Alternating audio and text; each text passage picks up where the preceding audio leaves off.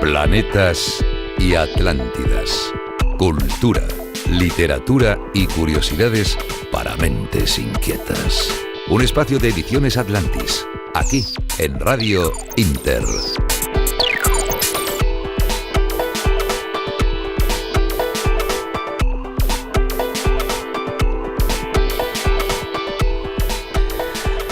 Nuevo programa de Planetas y Atlántidas. Arrancaremos con Teresa Abedul coordinando la sección Ratones de Biblioteca. Por cierto, yo ya estoy de vuelta, pero la semana pasada... Menos mal, qué suerte tienen los oyentes. Bueno. La semana pasada me salvó Emilio, que es tan bueno como yo, o mejor. No, por favor. A ti te podemos dar un 9, a mí me pueden dar un 6. Un 9,5. Bueno. El 6 queda al revés que el 9, ¿no? Sí, el 9. Ya estamos 6. Con los 6, los 9, los 69. Ya empezamos, Teresa, hablando de cosas. Con el calor que hace este verano. Este calor. Sigue. Bueno, calor seguimos. Altera las mentes. Seguimos. Bueno, como decía, estaremos con Teresa Abedul coordinando la sección Ratones de Biblioteca junto a la escritora Rosa Sánchez para hablarnos sobre la historia de los libros y grandes, gigantescas curiosidades. Desde el libro más antiguo del mundo hasta el más pequeño. Porque ¿saben que el libro más pequeño del mundo pesa 22 gramos y mide 1 milímetro cuadrado? Imagínense, impresionante, 1 milímetro cuadrado. Y otra de las grandes curiosidades es que los originales más rechazados por las editoriales hasta que más tarde alguien los publicó han sido nada más y nada menos, y escuchen bien, que las Crónicas de Narnia, que fue rechazado 800 veces. 800, Teresa. 800. Es una barbaridad. No sobra ningún cero por ahí. No nos hemos equivocado. 800 veces. Eso es fe en uno mismo. Qué tenacidad era de algunos autores, ¿eh? Sí. Qué moral, ¿no? Pero bueno, Seguir mira, al final lo consiguió y mira lo que se ha convertido en las Crónicas de Narnia. Otro de los originales más rechazados por las editoriales fue Lo que el viento se llevó, rechazado 25 veces, y Harry Potter, que fue rechazado 15 veces, como lo oyen. ¿Quién lo diría, no? Buenas tardes, Teresa. Buenas tardes, Rosa. Buenas tardes, Jota.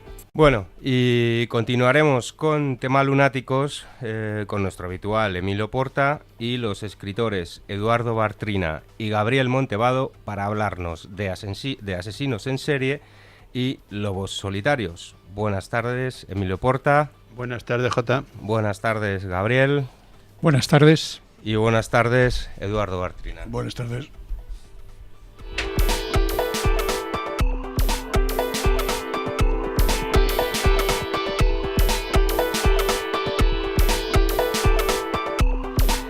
Y para finalizar, en Cazadores de Duendes tendremos con nosotros a Manuel Cano Ruiz Ocaña, autor del libro Gaia, la comunidad, para hacernos de contrapunto con la sección anterior y hablarnos de la espiritualidad y el amor a la tierra, a la naturaleza, el futuro y vida en otros planetas. Buenas tardes, Manuel. Buenas tardes. Y ya comenzamos con Ratones de Biblioteca. Ratones de Biblioteca. Peculiaridades literarias que te dejarán con la boca abierta. Aquí, en Planetas y Atlántidas.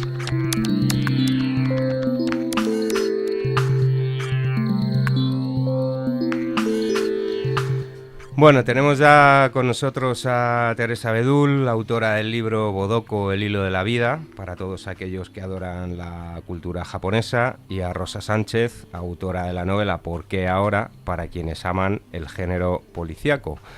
Y como decía antes, hoy tendremos una sección maravillosa para hablar sobre la historia de los libros, y es que, como comentaba, el libro más pequeño del mundo pesa 22 gramos, uno más que supuestamente pesa el alma, se supone que el alma pesa 21 gramos, y mide 1 milímetro cuadrado.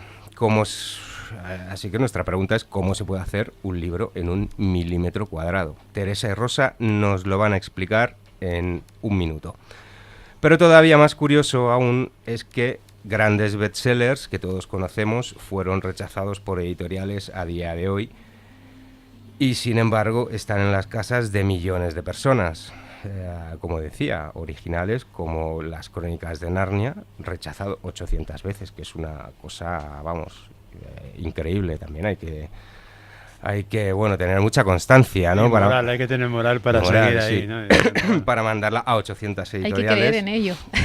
Sí, hasta que una te publica Lo que el viento se llevó, rechazado 25 veces, y Harry Potter, que fue rechazado 15 veces, nada más y nada menos. Eso por no hablar de las novelas de Gabriel García Márquez, de las Por de ejemplo, Comarca de Llosa, también rechazadas decenas de veces, también. Y de la famosa novela que tantas veces hemos dicho, de nuestro amigo John Kennedy Toole, que se murió con La Conjura de los Necios, y se murió porque no se la publicaba nadie, y su madre, pues al final consiguió que una editorial la publicara diciendo que su hijo se había muerto por esa novela, y el hombre no vio el éxito, pero ha vendido 10 millones de ejemplares en todo el mundo. Así que vemos que los comerciales de las editoriales, salvo la tuya, salvo la tuya, son unos ineptos. Bueno, así que buenas tardes, Teresa Abedul, y buenas tardes, Rosa Sánchez, todo vuestro. Gracias, Jota. Muchas gracias, buenas tardes. Gracias, Rosa, por tu tiempo y todas las cosas curiosas que nos vas a contar. La verdad es que los libros son los responsables de reunirnos aquí en Planetas y Atlántidas, pues estas tardes tan bonitas. El otro día, Jota, que es nuestro director, editor y amigo, y no por este orden rigurosamente, nos contó cómo de un PDF nacía un libro en papel. Hoy vamos a realizar un recorrido por la historia de nuestros amigos los libros. Por ejemplo, el libro manuscrito, más antiguo que se conserva intacto es un códice Mudil o Salterio de David. ¿Sabéis de qué siglo? Del siglo IV. ¿Y cuándo fue hallado? Pues en 1984. Se puede contemplar en el Museo Copto del Cairo. Y por favor, si vais al Cairo, no dejéis de verlo porque es una verdadera maravilla. No solo el manuscrito, sino el Museo Copto en sí. Algún día iremos al Cairo. Seguro. Pero vamos a avanzar en el tiempo, sí. Rosa, por favor. Os voy a contar historias sobre libros como los libros xilográficos, y el más antiguo es el Sutra del Diamante, que está datado con la fecha de impresión en el 751 y fecha del calendario chino 11 de mayo del 868. Pero antes de avanzar a contaros cosas del Sutra, quería contaros cómo es el método de impresión de la xilografía. Bien, se coge una plancha de madera, en general suele ser un árbol frutal, cuya técnica consiste en el tallado de la imagen o del texto utilizando un buril, y una vez has realizado el tallado se coloca tinta encima, impregna la superficie y luego se presiona la madera contra un trozo de tela, que puede ser seda o papel, que era papel de arroz en aquella época, entre otros soportes para imprimir ese grabado. Eso es la xilografía. Esa es la xilografía. En el caso de Europa, os voy a contar una curiosidad, se utilizaba la xilografía para hacer naipes y para hacer estampas de tipo religioso. Y una muy común era la de San Cristóbal, que se imprimió en 1423 y que está considerada hasta la fecha como la más antigua xilografía. Como curiosidad, os diré que todos los peregrinos que iban a hacer el Camino de Santiago llevaban una estampa con esta xilografía de San Cristóbal, porque era el que les ayudaba a continuar su camino. Es el patrón de los conductores. De los conductores, pero no de los automovilistas, entonces, sino de los que se conducen también solos por el camino. Que acabamos de aprender. Sí. Vamos a volver al Sutra del Diamante, que es la que nos ha traído aquí esta tarde, por favor. Bien, el Sutra del Diamante está formado por 7 tiras de papel pegadas entre sí, hasta formar un rollo de más de 5 metros de largo. La fecha de impresión, de la que hablábamos antes, 751, se encuentra al final de este rollo. El texto está escrito en chino, siendo la obra religiosa más importante de la fe budista. Y curiosamente fue encontrado en 1907 junto con 40.000 libros escondidos en 492 cuevas de los 1000 Budas o cuevas de Mogao en la ciudad china de Dunhuan. O sea, tuvieron que pasar, Rosa, 1156 años hasta que encontraron 40.000 libros, por favor, en una cueva, y que son una verdadera joya. Yo creo que estás influida por lo de la cueva, de la inundación y tal. El otro día hoy los libros en lugar de los litros. Una asociación de ideas. Afortunadamente salió bien todo el tema. Sí. En otro programa comentamos que la impresión mecánica más antigua fue la Biblia de Gutenberg en el 1454.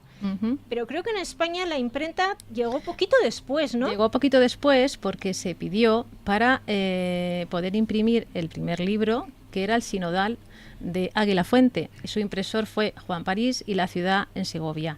Y esto fue en el año 1472. Actualmente se conserva esta joya literaria en la Catedral de Segovia, que también os invito a que lo veáis porque es una auténtica joya, como bien. Además, nos pilla mucho más cerca que el Cairo, ¿eh? Toda Segovia es una joya. Segovia es una de las ciudades más bonitas de España, pues sí, de Europa. Ahora llegamos a lo que ha apuntado Jota, los libros más chiquititos que existen. Pues impreso y comercializado, que es importante este dato, ¿eh? El más pequeñito del mundo, que es el que tú has dicho, de 22 gramos y 1 milímetro cuadrado, narra el cuento del viejo rey Cole. Y en marzo de 1985, a finales del siglo XX, se editaron y vendieron en Inglaterra 85 ejemplares. Sí, sí. Y lo más divertido es cómo se pasan las páginas. ¿Cómo se pasan las páginas? Con una hoja de coser. Sí. Una curiosidad. Teresa, ¿cuánto te parece que tiene que medir un libro para que sea una miniatura? Uy, no tengo ni idea, la verdad. No lo sé. Pues no más de 7,6 centímetros, ni de ancho ni de largo, contando la cubierta. Muy chiquito, sí. Una miniatura. Y eso es lo máximo que puede tener. Lo máximo que puede tener. Así que 1 milímetro cuadrado debe ser lo mínimo. Y tan mínimo. Vamos a hablar de los libros más vendidos. Ay, sí, qué divertido. En los últimos 50 años. Tenemos, por ejemplo, la Biblia, que se vendieron 3.900.000 ejemplares. Las citas del presidente Mao Zedong, que fueron 820 millones, Harry Potter, 400, El Señor de los Anillos, 103 millones. ¡Oh! Es increíble. Imagínate. Bueno, sabéis que la Biblia es el libro más vendido del mundo, ¿no? Sí. Y de la historia, ¿no? Más vendido no quiere decir que sea más leído, pero sí que es verdad, bueno, claro. que era una lectura obligada. Pero como muchos libros. Esos datos son hasta el año pasado, porque no está incluido mi libro, el que claro, este año. Claro, he dicho los últimos años el año anterior. Imaginaos que ya lo comprendo. Que vendieses 103 millones de libros. Imaginaos Ediciones Atlantis vendiendo Oye, no te lo imagines, porque ya verás las estadísticas. 103 millones, bueno, las estadísticas de este año con los libros de los autores de hoy. Estamos ahí. En fin, bueno. Estamos cerca.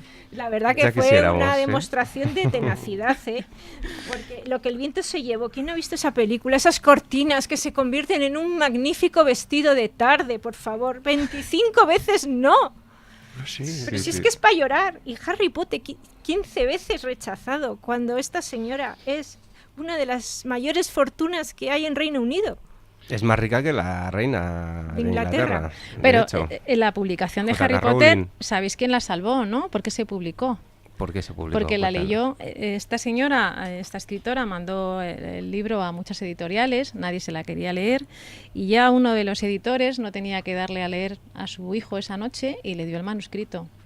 Entonces el niño estuvo leyendo hasta que lo terminó y le dijo a su padre que le había encantado. Y a partir de ahí, pues empezó a crecer. Claro, tú te das cuenta de los niños, es como tu hijo, como Raúl Álvarez Resta, que sabe leer, que entiende. Es que los niños de hoy día son muy inteligentes. Qué gran idea del editor, darle un libro para juvenil a un niño, claro, lógico, sí. Muy original. Sí, pero sobre todo... El problema es que el editor no lo había leído. Es consecuente. No sabía de qué iba.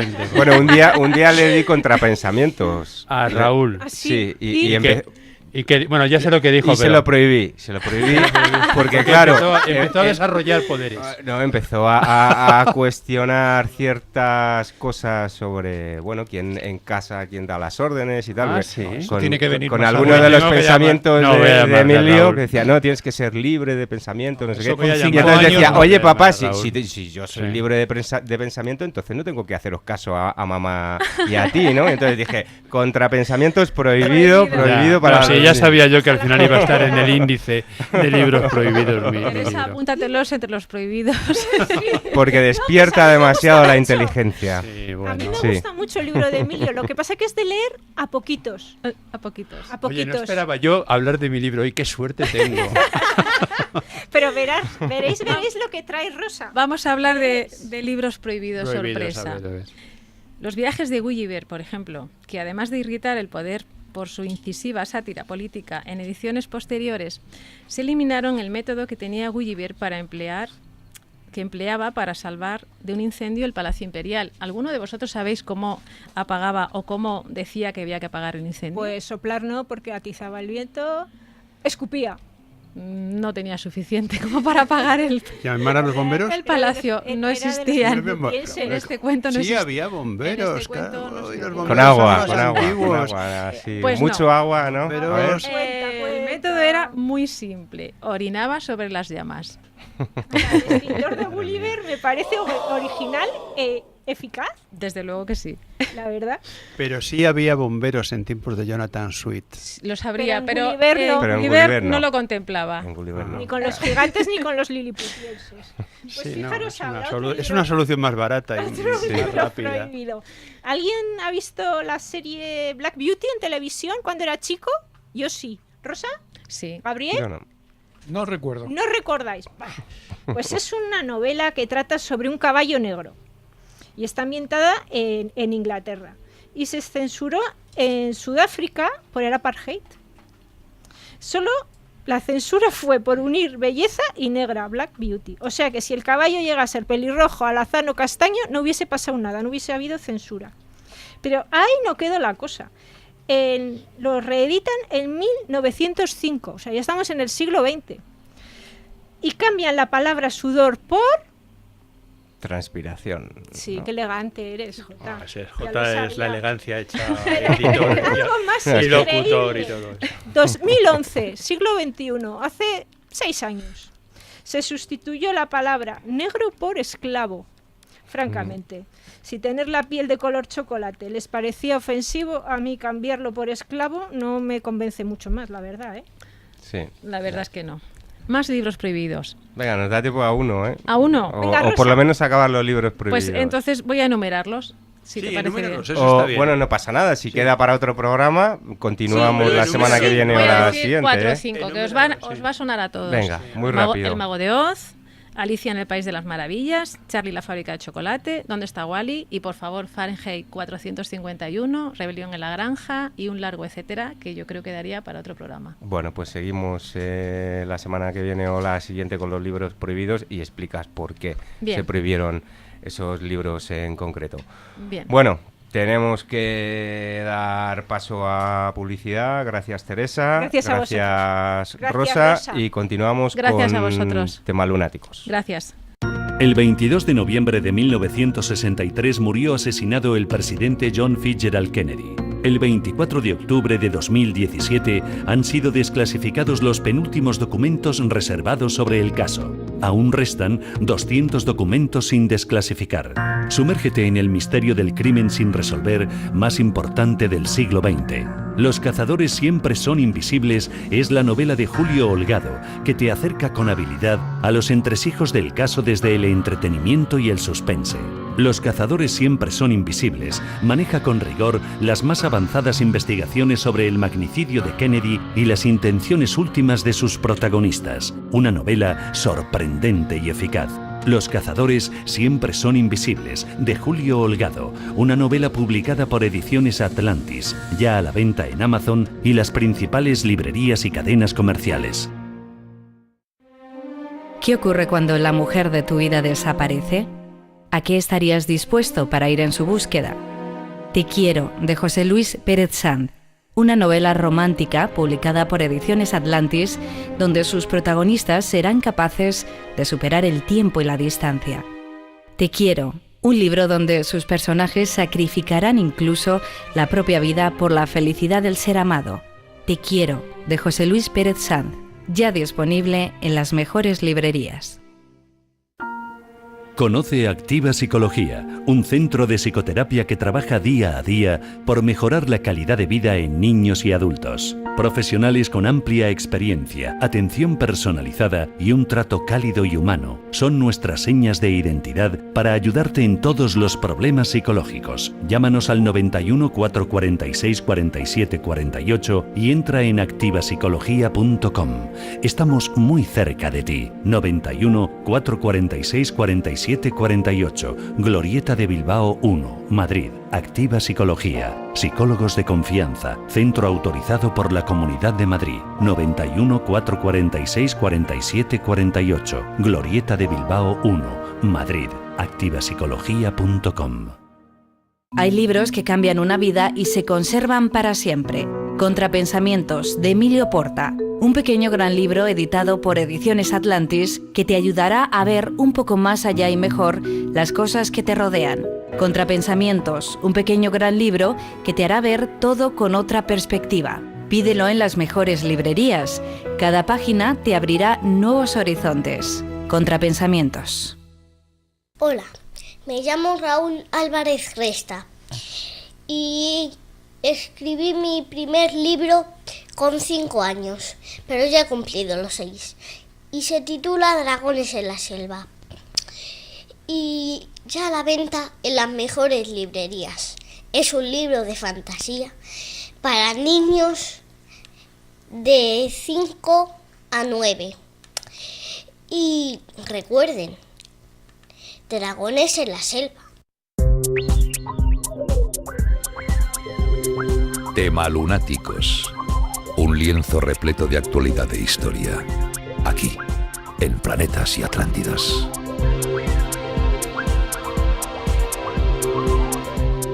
Bueno, como ya anunciaba antes, continuamos en Tema Lunáticos con nuestro habitual Emilio Porta y los escritores Eduardo Bartrina y Gabriel Montevado para hablarnos de los asesinos en serie y los crímenes en la novela policíaca. Emilio. Bueno, buenas tardes a todos de nuevo.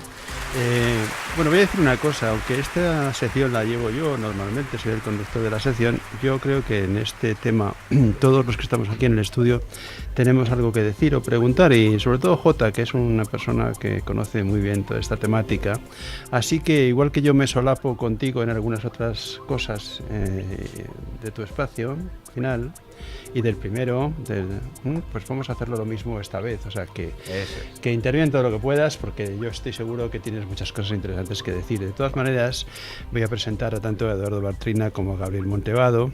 Eduardo Bartrina creó el personaje Sebastián Lago, que se ve envuelto en la resolución de 2 casos en las novelas Stand 17 y su secuela Maniquí Roto. En Stand 17 todo arranca con lo que parece ser un asesino en serie.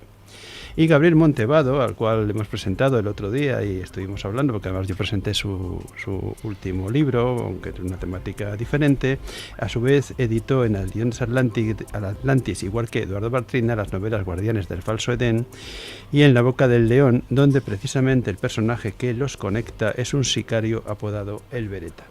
Así que vamos a empezar. ¿Empiezas tú o empiezo yo, Jota? Sí, venga, vamos a seguir un poco ahí el orden. Sí. Bueno, yo os pregunto, ¿en España son habituales los asesinos en serie o más bien los lugares donde viven los asesinos en serie son Estados Unidos e Inglaterra? Yo personalmente creo que en España el asesino en serie no se da mucho, por una serie de condiciones evidentes. Y fíjate, te voy a decir una cosa, y creo que hasta incluso una de ellas es el clima. El asesino en serie necesita una serie de situaciones que le rodean, sociales, educacionales, climáticas, y en España es más lo de que voy porque me ha dado una corazonada y te voy a meter el cuchillo hasta el alma, que el calcular, pensar, organizar y ir poco a poco llevando a cabo una idea en cuanto a lo de asesinar a alguien. No sé si estará de acuerdo conmigo, pero ese es mi punto de vista. En principio, asesinos en serie se dan en todas las latitudes, en todas las culturas, pero sí es cierto que hay unas culturas y unas latitudes más propensas que otras, por lo que está diciendo mi compañero, porque efectivamente la educación, la cultura influye mucho, la forma de vida. Pero asesinos en serie hay a lo largo de la historia, muchos que se denominaban de otra manera y en todas las latitudes. Es cierto que en España no hay muchos, pero hay algunos. Es un fenómeno general, no se puede, es un fenómeno por motivaciones psicológicas que ahora veremos. Bueno, eso es un tema que os iba a decir a los dos, ¿no? Fundamentalmente son psicóticos, psicópatas, fundamentalmente, ¿no? Sí. Y al ser psicópatas, un psicópata, las enfermedades mentales se producen en todas las latitudes, ¿no? Sí, aunque ciertamente en las sociedades evolucionadas quizás hay más posibilidades. Sí, son unas fantasías, tienen unas fantasías con una gratificación psicológica, por llamarla de alguna manera, que ahora nos extenderemos más. Entonces, ¿son propios de otras latitudes? No, son propios de todas las latitudes. Que se den más en un sitio o en otro también depende efectivamente la presión social, la forma de la educación, la forma de vida influye como veremos, porque hay muchos asesinos en serie que de pequeños han tenido malos tratos o han tenido una madre obsesiva con la religión o se han visto disminuidos de alguna manera, se han visto privadas de algunas cosas y claro, algo dentro de su mente hay algo que no está bien. Se dice que muchos son psicópatas y sociópatas, sí es cierto que muchos lo son, pero también hay otra serie de variables que lo podemos hablar también. En sí, un asesino en serie es una persona que mata a 3 personas o más en un periodo de tiempo limitado, ¿no? Que tiene unos periodos de descanso, por llamarlo de alguna manera, y luego vuelve a matar. En esos periodos se está alimentando del último crimen también. Tiene unas fantasías, tiene unas características muy concretas que lo podemos hablar. Pero precisamente al hablar de asesinos en serie, precisamente por el número, ¿no? y la continuidad, estamos hablando de asesinos profesionales también. O sea, los sicarios asesinan en serie. No tiene nada que ver. Ya lo sé, por eso os lo pregunto. Es decir, teóricamente está mal dicho, ¿no? En serie. Sicarios que son psicópatas. El sicario es un psicópata, eso sí. Que hay también. Sí. Y jefes de grandes multinacionales que también lo son. O sea, eso no quita una cosa de la otra, ¿no? Sí. A uno les da por matar y a otro no. Hasta soldados mercenarios. También. Sí. Bueno, pregunta siguiente. El psicópata, todos los oyentes sabrán que es una persona que no tiene empatía. O sea, sí. No tiene sentido. No se emociona ni tiene sentido de culpa porque el psicópata, evidentemente. Psicópata y sociópata, que es una patología muy parecida. Tiene dañada la parte emocional de las emociones del cerebro. Y sienten esa culpabilidad. Sí. Además son buenos actores. Sí. Te ponen mucho, los sociópatas y psicópatas saben muy bien ponerse la máscara y engañar, son especialistas en eso. Una bipolaridad. Sí, yo conocí a un psicópata que era un asesino, por lo menos no lo sabíamos con certeza, pero en una conversación dijo algo muy concreto que a mí me asombró. Dijo, pues es que matar a una persona es lo mismo que matar a una vaca, es pegarle un tiro. Eso implica, evidentemente, ya una concepción, ¿no? De hecho, hay un psicólogo que se llama McDonald que dice que a un futuro asesino en serie se le puede distinguir porque en su infancia maltrata a animales, pero no animales pequeños, no va a quitar la pata de una araña precisamente, perros, gatos.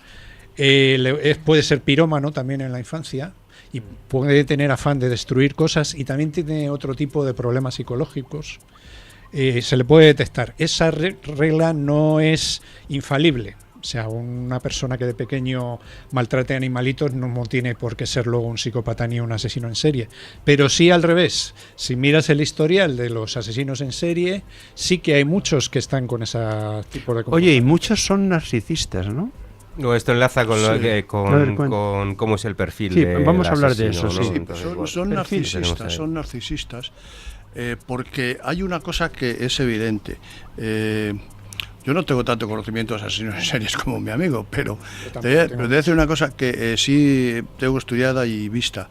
El asesino en serie indiscutiblemente disfruta cometiendo el asesinato, sin ninguna duda, pero disfruta una enormidad preparando ese asesinato, una enormidad.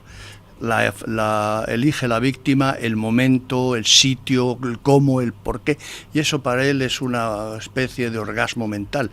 Luego efectúa el hecho y tiene un tiempo para regocijarse en todo lo que ha cometido, hasta que se vuelve a sentir la necesidad de volver a cometer ese hecho.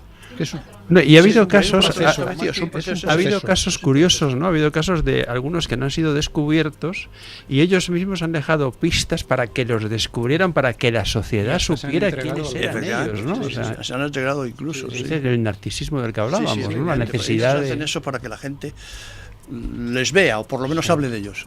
Por eso luego tiene una ventaja el señor Redler, Robert Redler, que es el creador del término asesino serial o asesino en serie, que es un agente del FBI que en los años 70 crea la división de ciencias del comportamiento, esta que sale en las películas del FBI. Bueno, pues el señor Redler, que había sido anteriormente militar, de la inteligencia militar y más cosas, estudia psicología, y cuando entra en el FBI le propone al director del FBI que habría que estudiar este tipo de asesinatos, una novedad en aquella época, aunque había habido un inspector de policía en los años 30, un alemán, que ya se había referido al mismo término parecido a asesino serial, pero este hombre, Redler, fue el que le dio el espaldarazo, ¿no? Pues él lo que hace es entrevistar a estos asesinos, que luego lo han seguido haciendo otros investigadores, para, hablando con ellos, deducir lo que sienten, lo que decía antes mi compañero, de cómo viven, la preparación, porque para algunos es más apasionante la caza, el momento de la caza o la elección de la víctima, o incluso después de haber asesinado, el revivir. Algunos dejan el cadáver, vuelven a la escena, al cadáver, lo vuelven. Sí, y algunos les han pillado por eso. Sí. O sea, hay de todo tipo, pero el más que nada la fantasía es lo que los lleva, el impulso de la fantasía. Viven en otro mundo. Se sienten importantes, ¿no? Se sienten reconocidos, porque muchos de ellos en la infancia han tenido, precisamente, han sido menospreciados, menos valorados, han tenido complejos. Muchos de ellos. Y entonces se sienten importantes por hacer esto. Y fíjate, hay incluso estos chicos, por ejemplo, que hay esos asesinos en las escuelas americanas que están ocurriendo continuamente y tal, hay elementos quizás también de deseo de reconocimiento, ¿no? No es propiamente un asesino en serie. No, ahí no, pero es un afán de notoriedad. Una presencia y una notoriedad sin ninguna duda. Sí, claro. Ibas a preguntar tú algo. No, y decir que por eso es tan atractivo, ¿no?, el personaje del asesino o del asesino en serie para un escritor, ¿no? Pues sí, yo creo que sí, porque es que el abanico es amplísimo. Todas las psicopatías que puede presentar un asesino en serie son inmensas, son tremendas. Y hay unos determinados, que lo has apuntado hasta ahora, que se ven arrastrados por un odio, y que casi siempre es, como has comentado tú, hacia una persona que les ha intentado educar o se ha educado pero lo ha hecho mal. Entonces, en el fondo, todos estos asesinos en serie que han tenido una infancia conflictiva y odian a su madre, por ejemplo, que de estos ha habido varios, en el fondo lo que ellos quisieran hacer es matar a su madre. Y todo lo que hacen a esas víctimas lo hacen pensando en que a ellos les satisfaría. Sí, o a su padre también. A su padre o a quien. Curioso el sea, tema. Sí. Oye, y un tema son fetichistas, porque luego suelen quedarse con prendas, con cosas de ellos, los trofeos. Oye, hay un tema curioso, ¿no? Y es que la mayoría, sobre todo en literatura, de libros sobre asesinos, son hombres. Hay mujeres también. Sí, hay mujeres también, pero hay más hombres que mujeres, ¿no? Y sin embargo también ha habido asesinas. Bueno, pues mira, no tanto en serie, curiosamente ahora vamos a la también en serie, también en serie. Sí, también en serie, pero vamos. Ya en el siglo XVII, la condesa Báthory. Bueno, sí, una demente, un título nobiliario. Terrible, esa historia es terrible. Para que fueran a por ella, pero al final fueron a por ella. Sí, porque ella empezó a asesinar incluso a las hijas de los nobles, o sea, no solamente a las chicas del servicio. Aunque hay, recuerdo una prostituta norteamericana que seducía a sus víctimas y les disparaba con un revólver. Normalmente la asesina en serie, utiliza veneno, por ejemplo. Es más fácil, no utiliza métodos tan violentos. Pero sí que las hay. Hay más asesinos en serie que asesinas, pero las hay. Porque la psicopatía está igual. Sí. Rosa quería decir algo. Acércate del micro, porque tienes ahí el micro un poco. Hablando de mujeres asesinas en serie, una mujer que se case 5 veces y envenene al marido esas 5 veces, ¿ya se la puede considerar una asesina en serie? Aunque sea un patrón y un perfil diferente. Da igual, pero es que hay asesinos en serie que es por lucro, por dinero. Bueno. Estas entran dentro de eso, son asesinas en serie. Cuando lo han hecho tantas veces y han repetido, son asesinas en serie. Hay algunos que lo hacen por satisfacción sexual, Hay otros que le llaman misioneros, que son los que creen que matando prostitutas, por ejemplo, libran a la sociedad. Eso es terrible, sí. De gente que en España ha habido algún caso, sociedad. Algún caso. Estos muchas veces han estado influidos por una educación religiosa muy estricta. Sí. O sea, hay de todo tipo. Como decía mi compañero, para un escritor es apasionante, porque es que tienes un abanico. De hecho, los propios psicólogos y criminólogos, o sea, esto no lo tienen claro al 100%, ¿eh? Sí. O sea, y los perfiladores, como el señor Redler, un perfilador, hay muy buenos perfiladores que ayudan a la policía, pero un perfil no es la panacea, ¿eh? O sea, se acercan bastante los que son buenos, pero coger a un asesino de este tipo se las trae, ¿eh? De hecho, tardan mucho. Algunos ni son detenidos. Me estoy acordando ahora del asesino del Zodíaco, por ejemplo. Sí. Oye, Eduardo, y ya hablando un poco del tema de las novelas, te lo pregunto a ti, pero también Gabriel puede hablar del asunto. Me imagino que todos estos libros necesitan una documentación previa importante y una investigación, ¿no? Sí, yo tengo la suerte de vivir en una población muy pequeñita, que es una urbanización que está aquí cerca de Madrid, a 35 kilómetros, en donde, como llevo muchísimos años, pues soy muy amigo de la policía local, soy muy amigo de la Guardia Civil y soy muy amigo de un teniente de la judicial. Y ellos me han servido de mucho, sobre todo para el sistema protocolario, porque yo puedo más o menos saber quién mata, cómo mata, pero ya el sistema protocolario en cuanto a las investigaciones, en cuanto a qué hace la policía, en cuanto a qué hace la policía judicial, de la Guardia Civil, qué hace la científica, qué hace el puesto de la Guardia Civil de un pueblito, eso no lo sabía. Entonces ese protocolo sí me lo han ido enseñando y me ha sido muy útil. Evidentemente esa es la documentación que yo tengo. Aunque cuando yo acabo de un libro, cuando le paso ya a Jota el libro terminado y escrito en el ordenador, la documentación que yo tengo y todo lo que tengo supera en 3 o 4 veces el libro. Claro, es lógico. En 3 o 4 veces supera el libro. Bueno, Gabriel de protocolos sabrá bastante. Por mucho que sepas, siempre te tienes que poner al día. No es lo mismo, en el caso del Beretta, un asesino por contrato, no es lo mismo un asesino a sueldo que un asesino por contrato, ¿eh? Voy a explicar. Un asesino a sueldo trabaja para organizaciones delictivas. Vale, mira, yo quería preguntarte, ¿vale? Y así, ahí te lo dejo todo en bandeja, ¿no? Precisamente cómo ha evolucionado el asesino en el último siglo, tanto en el mundo real como en la ficción. Yo, más o menos, así por encima, puedo distinguir a priori 5 tipos de asesino: sicarios, asesinos a sueldo, lobos solitarios, genocidas y asesinos por razones sentimentales. Entonces, bueno, ¿qué diferencia hay entre unos y otros? ¿Qué otros perfiles de asesinos hay tanto en la realidad como en la ficción? Hay muchos más. Sí, yo te digo a priori. Por supuesto. Por ejemplo, los asesinos express, que son viajeros que matan en una zona determinada, se mueven a otro sitio, son asesinos en serie, pero muy peculiares. Por eso le llaman asesinos express, ¿no?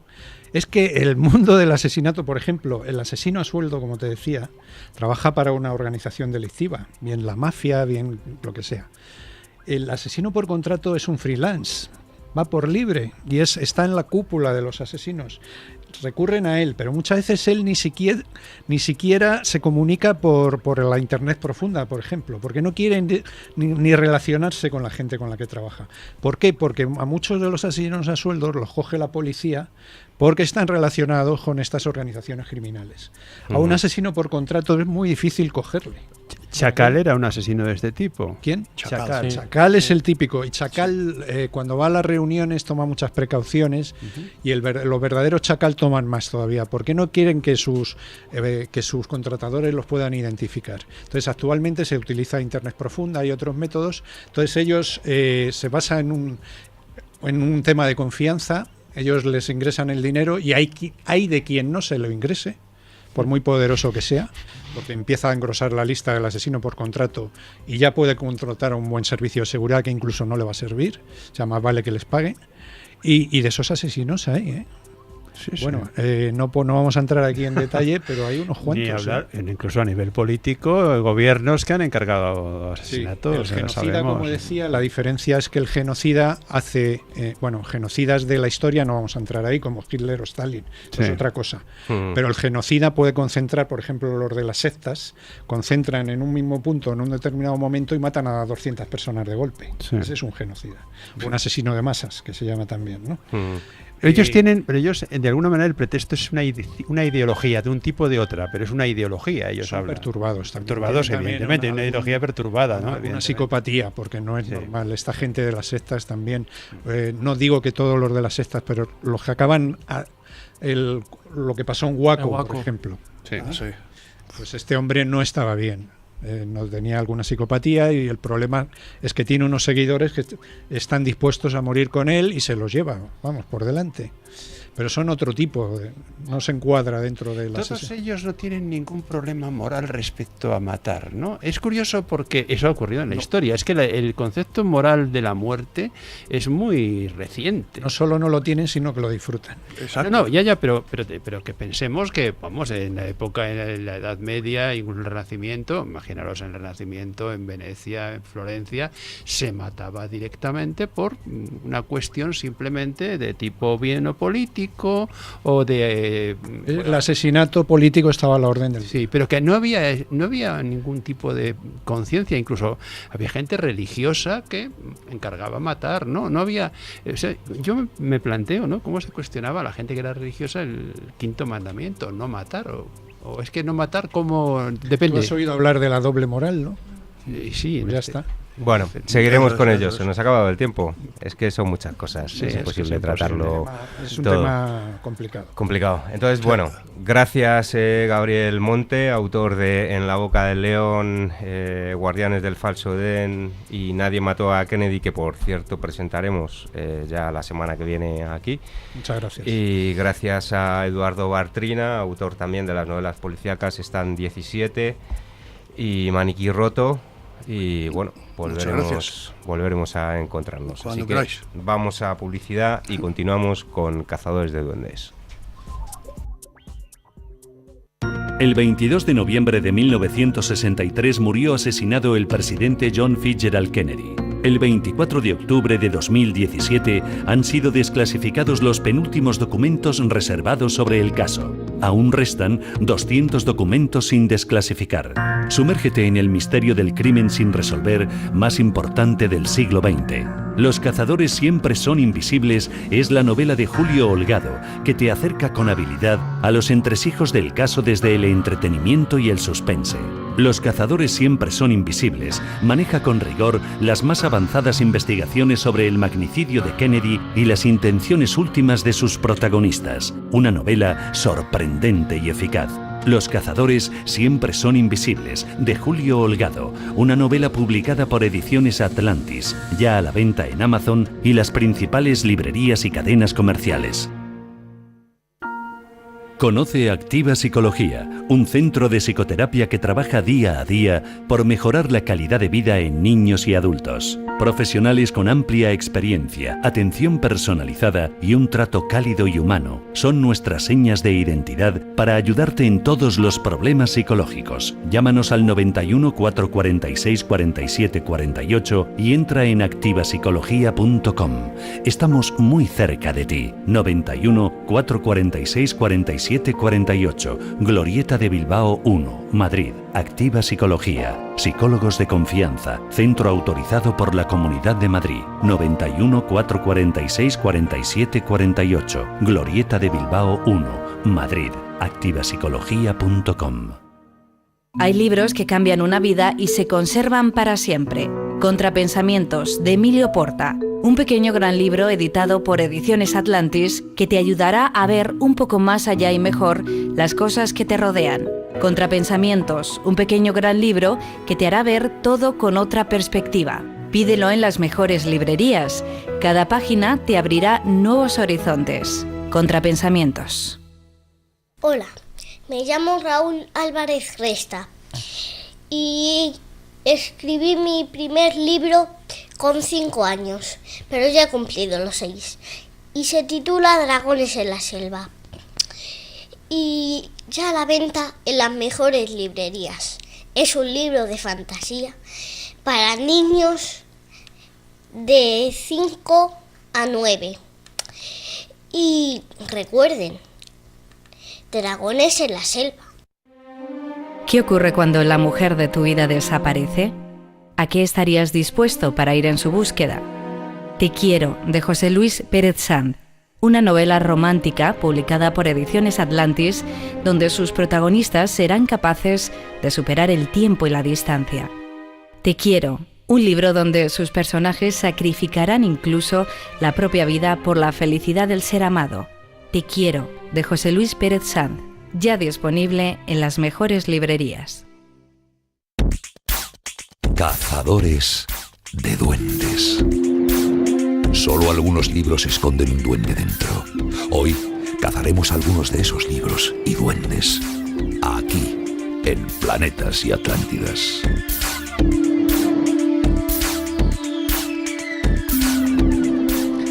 Bueno, ya en Cazadores de Duendes damos un giro de 180 grados para seguir con las variedades temáticas y entrevistar a Manuel Cano Ruiz Ocaña, autor del libro Gaia, la comunidad, para hablarnos de la espiritualidad, la madre tierra, conquistar otros planetas. Buenas tardes, Manuel Cano Ruiz Ocaña. Muy buenas tardes, Jota. Bien, tu novela Gaia, la comunidad, ya solo el título dice bastante. A muchos quizás, de hecho, les suene Gea, como la Tierra, pero Gaia tal vez no sea tan conocido. ¿Qué es Gaia? Bueno, Gaia en origen también tiene un origen grecolatino, es más griego que latino, pero vamos, sí, de la cultura clásica. Era un titán, pero yo creo que verdaderamente se hizo famoso y es cuando lo conocí con la famosa teoría, que además estaba muy contextualizada, porque fue en los 70, con el movimiento hippie de un biólogo británico, creo que se llamaba Lovelock, que hablaba de una teoría por la cual el planeta Tierra pues tiene una capacidad de regulación pues muy similar a la de un ser vivo, ¿no? Que claro, esto tergiversado pues puede llegar a pensar, ¿no? Y es lo que se pensó, que la Tierra estaba viva, e incluso que tenía alma, ¿no? Eso es. Bueno, de hecho, seres humanos, los animales, tenemos una vibración propia que avanza acorde a la vibración de la Tierra, ¿no? Entonces, bueno, también por ahí van un poco los tiros, ¿no? Sí, es la relación entre lo que has dicho tú, entre los seres vivos, ¿no?, que habitan en la Tierra y la propia Tierra. Uh-huh. Continuamente en la literatura de ciencia ficción se habla de conquistar otros planetas. ¿Crees que ese es el destino de la humanidad? Pues yo creo que sí, pero en parte a mí personalmente me entristece un poco, ¿no? Porque yo creo que es la salida fácil, ¿no? Además está muy en la línea de cómo se ve hoy en día el mundo, ¿no? Del usar y tirar, ¿no? Hemos estado pues millones de años, ¿no? El ser humano no, pero lo que es la vida en la Tierra, y hemos tardado muy poquito en destruirlo, y como no somos capaces de cambiar nuestro modo de vida, pues optamos por eso. Pero bueno, yo creo que sí, que es una salida que yo creo que es muy probable que acabe sucediendo. De todas formas, la propia geología y la propia evolución geológica llevaría en algún momento a la desaparición del planeta. Por supuesto, podría desaparecer antes la especie humana, como han desaparecido otras muchas, pero si la especie humana quisiera sobrevivir en ese futuro hipotético donde una explosión solar o un elemento cualquiera podría destruir la vida sobre la Tierra, debería de pensar en la posibilidad de salir, ¿no? Sí, independientemente de que tengamos una isla de plásticos, por ejemplo, que además igual está que España de grande, que eso la gente no lo sabe, en medio del océano, en el cosas Pacífico. Así, ¿no? A ver, yo creo que evidentemente hay procesos naturales, ¿no?, que han provocado la extinción de muchas especies, y eso también nos afecta, ¿no? No somos intocables, aunque a veces lo pensemos, pues no somos intocables, también nos afecta eso. Pero, por ejemplo, con el tema del calentamiento global es evidente que ha habido procesos, ¿no?, en la larga historia de la Tierra de calentamiento global, pero si ves la estadística, el volumen en el que se está produciendo o el nivel en el que se está produciendo es lo que no es normal, ¿no? Y eso lo estamos provocando nosotros, ¿no? Pero bueno, es verdad que hay procesos que son naturales y puede darse la casualidad, ¿no?, que nos toque a nosotros. Bueno, y háblanos también de Gaia, Pangea y Paraíso dentro de Gaia, la comunidad. ¿Qué funciones tienen en tu novela? Bueno, pues son las 3 nuevas ciudades, ¿no?, de este mundo distópico, ¿no?, que creo en la novela, y son pues como las 3 ciudades, digamos, prometidas, ¿no?, porque en el fondo la población, ¿no?, que se ha quedado en la Tierra en la novela, aunque las antiguas ciudades están deshabitadas, pero digamos que la infraestructura no ha desaparecido, están abandonadas, ¿no? Entonces son vistas pues como un lugar de salvación, de refugio, ¿no? Y sobre todo vinculado al pasado que ellos recuerdan, ¿no?, de la Tierra, pues del cambio climático, de la escasez de agua, ¿no?, que se ha recuperado, pero que todavía está muy digamos, presente, ¿no?, en su mentalidad.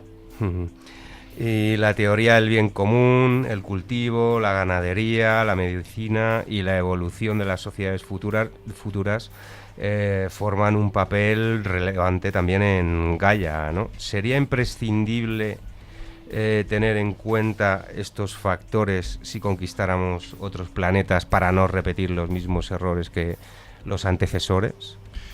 Yo creo que sí, porque al final cuando comienzas, yo creo, algo de cero, pues tienes que empezar, ¿no?, con un sistema de división, ¿no?, de la sociedad pues más simple, ¿no? Y muchas veces si desde el comienzo, ¿no?, desde la más absoluta simpleza, las cosas se construyen bien, yo creo que a largo plazo pues funcionarán bien, ¿no? Entonces yo creo que sí, vamos. Y a ver, desde tu punto de vista también, enlazando con la novela, ¿cómo imaginar la vida del hombre en otros planetas? ¿Crees que seríamos capaces de coexistir en paz o la guerra es algo intrínseco al ser humano independientemente del planeta en el que esté? Pues yo creo que la guerra, más relacionándolo con el tema anterior, la violencia, yo creo que es algo que está en el ser humano. O sea, es absolutamente imposible entender, es triste, ¿no?, pero yo creo que es así, la violencia y el ser humano. Y yo creo que la sociedad es un poco el... Sin embargo, tú creas una sociedad que más o menos convive en armonía. Sí, claro, ¿no? Es un poco yo creo el debate, ¿no?, que yo intentaba además plasmar en el libro, que pese a que las cosas se hagan bien, pese a que haya intentos pues muy bien construidos, buenas intenciones, al final la guerra, ¿no?, yo que además soy historiador, miras atrás y es que es algo que ha existido, existe y lamentablemente yo creo que existirá siempre. La violencia en el ser humano, no dejamos de ser animales, que eso es otra cosa, ¿no?, que hablo mucho en el libro, que a veces se nos olvida que somos parte de la naturaleza y si, yo qué sé, unos ñus, ¿no?, se pelean, pues, o unos tigres por el territorio que tienen, pues nosotros somos iguales, somos más crueles, ¿no?, a lo mejor, pero yo creo que somos iguales en ese sentido. Entonces, ¿somos más espirituales, más belicosos o las dos cosas a la vez? Yo creo que somos las dos cosas, pero desde luego lo que nos diferencia, porque como he dicho, pertenecemos a ese mundo natural, sin ninguna duda, pero bueno, sí que nos diferencia que tenemos una parte espiritual, ¿no?, pues y pese a que se están demostrando ahora, ¿no?, que muchos animales tienen, digamos, unas en el cerebro, ¿no?, unas conexiones y unos pensamientos más profundos, pero bueno, yo creo que a día de hoy es evidente que el ser humano tiene una espiritualidad pues que no tiene ningún otro ser que de momento nosotros pues hayamos de todas formas conocido. En el mundo natural lo que prima es la supervivencia. Exacto. Es decir, la especie en definitiva se superpone al individuo precisamente. Ayer me he visto un documental que me pareció tremendo, el de la llegada de las tortugas estas que ponen los huevos, sí, que desovan por millones a no sé qué playa del Pacífico es, y el esfuerzo que hacen y lo terrible que es. Y vi otro que todavía me parecía más tremenda, es decir, la llegada de otros peces para desovar a costa de morir, o sea, tenían que morirse. Sí. Llegaban a la playa y morían, pero dejaban los huevos. Entonces ahí el individuo no cuenta, lo que cuenta es la especie. Y la diferencia del ser humano desde mi punto de vista con el reino animal es que, aunque evidentemente la supervivencia de la especie es fundamental y es básica, hay elementos instintos básicos de supervivencia, sin embargo la inteligencia ha creado la cultura, ha creado elementos individuales, elementos de solidaridad que también existen en el reino animal, pero de otra forma, sí, elementos de amor, de otro tipo de cosas, que lo que hace que nos diferencie y que de alguna manera nos ha hecho luchar también contra la naturaleza. Entonces esa diferencia yo sí la veo, ¿tú no la ves? Sí, no, yo creo que sí que, salvando las distancias, ¿no? Pero yo creo que sí, que totalmente. Me gusta mucho lo que has dicho de la supervivencia, porque es algo que ha comentado Jota, que está en el libro, la famosa teoría del bien común, ¿no? Yo creo que lo quise un poco poner porque es verdad, vamos, yo creo que es indudable que aunque seguimos viviendo en una sociedad muy, muy avanzada, muy moderna, pero en parte vivimos una era de, no sé si decir individualismo un poco exacerbado, ¿no? En algunos sentidos, y yo creo que salvando, o sea, teniendo mucha precaución, ¿no? Porque muchas ideologías muy dictatoriales han usado eso, ¿no? Pero es verdad que tenemos que recordar que al final no se avanza si no trabajamos juntos, ¿no? Que es la supervivencia, que es lo que tú has comentado. Bueno, y en 30 segundos, porque ya sí, acabamos, Gaia, el final de Gaia queda abierto, ¿no? Desde mi punto de vista. ¿Habrá segunda parte? Sí, está de hecho en proceso de hacerse y bueno, la verdad que sí, porque justo al acabar no sabía muy bien si cerrarla o no, pero la verdad que tenía mucho que contar y sí, está en proceso. Así que sí. Bueno, pues nada, seguiremos con Gaia en el futuro. Bueno, pues nada, muchas gracias, Manuel Cano. Gracias. Emilio Porta, Teresa Bedul, Rosa Sánchez, Gabriel Monte y Eduardo Bartrina. Y nos vemos aquí la semana que viene en Planetas y Atlántidas, donde volverá Gabriel Monte para hablarnos del asesinato de Kennedy, que va a ser muy interesante. Pues nada, un programa más que ha resultado delicioso, creo que atractivo para los oyentes. Sí, hemos tenido de todo hoy. Y nos ha faltado, como siempre, tiempo. Bueno, gracias. Hasta la semana que viene. Gracias a vosotros. Planetas y Atlántidas. Aquí, en Radio Inter. El 22 de noviembre de 1963 murió asesinado el presidente John Fitzgerald Kennedy. El 24 de octubre de 2017 han sido desclasificados los penúltimos documentos reservados sobre el caso. Aún restan 200 documentos sin desclasificar. Sumérgete en el misterio del crimen sin resolver más importante del siglo XX. Los cazadores siempre son invisibles es la novela de Julio Holgado, que te acerca con habilidad a los entresijos del caso desde el entretenimiento y el suspense. Los cazadores siempre son invisibles maneja con rigor las más avanzadas investigaciones sobre el magnicidio de Kennedy y las intenciones últimas de sus protagonistas. Una novela sorprendente y eficaz. Los cazadores siempre son invisibles, de Julio Holgado, una novela publicada por Ediciones Atlantis, ya a la venta en Amazon y las principales librerías y cadenas comerciales. Conoce Activa Psicología, un centro de psicoterapia que trabaja día a día por mejorar la calidad de vida en niños y adultos. Profesionales con amplia experiencia, atención personalizada y un trato cálido y humano son nuestras señas de identidad para ayudarte en todos los problemas psicológicos. Llámanos al 91 446 47 48 y entra en activapsicología.com. Estamos muy cerca de ti. 91 446 47 48, Glorieta de Bilbao 1, Madrid. Activa Psicología. Psicólogos de confianza. Centro autorizado por la Comunidad de Madrid. 91 446 47 48, Glorieta de Bilbao 1, Madrid. activapsicología.com. Hay libros que cambian una vida y se conservan para siempre. Contrapensamientos, de Emilio Porta. Un pequeño gran libro editado por Ediciones Atlantis que te ayudará a ver un poco más allá y mejor las cosas que te rodean. Contrapensamientos, un pequeño gran libro que te hará ver todo con otra perspectiva. Pídelo en las mejores librerías.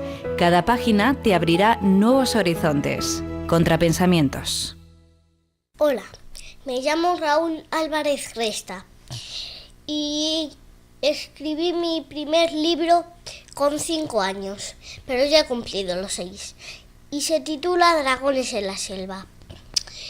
Y ya a la venta en las mejores librerías. Es un libro de fantasía para niños de 5 a 9. Y recuerden, dragones en la selva. ¿Qué ocurre cuando la mujer de tu vida desaparece? ¿A qué estarías dispuesto para ir en su búsqueda? Te quiero, de José Luis Pérez Sanz, una novela romántica publicada por Ediciones Atlantis, donde sus protagonistas serán capaces de superar el tiempo y la distancia. Te quiero, un libro donde sus personajes sacrificarán incluso la propia vida por la felicidad del ser amado. Te quiero, de José Luis Pérez Sanz, ya disponible en las mejores librerías.